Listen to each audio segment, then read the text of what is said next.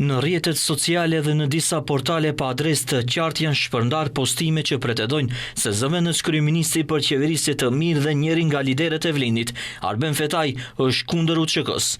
Postimet ndërlidhen me protestën e planifikuar për mbrojtjen e vlerave të UÇK-s, e cila është planifikuar të mbahet në Shkup më 13 dhjetor. Në këto shkrime pretendohet se liderët e Vlendit janë dorëzuar para presionit të kryeministrit Mickoski, i cili ka deklaruar se shpreson që koalicioni Vlen nuk do ta mbështesë protestën. Në reagimin e tij në Facebook, Fetaj ka theksuar se ata që mendojnë se mund ta diskreditojnë me metoda të tilla utbashe gabojnë rënd dhe se do të përballen me drejtësinë.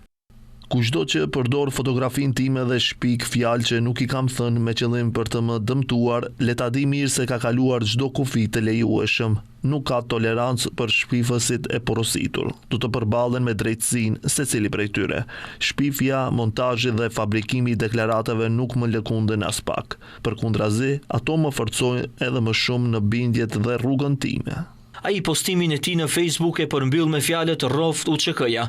Ndërkohë, po sot zëvendës kryeministri Fetaj ka uruar rizgjedhjen e Kristian Mickoskit në krye të VMRO-TPM-s. Sipas tij, bashkëpunimi si në qeveri, ashtu edhe si koalicion, do të vazhdojë me të njëjtin ritëm, me të njëjtin fokus dhe energji, progres dhe rezultate konkrete që e çojnë vendin përpara.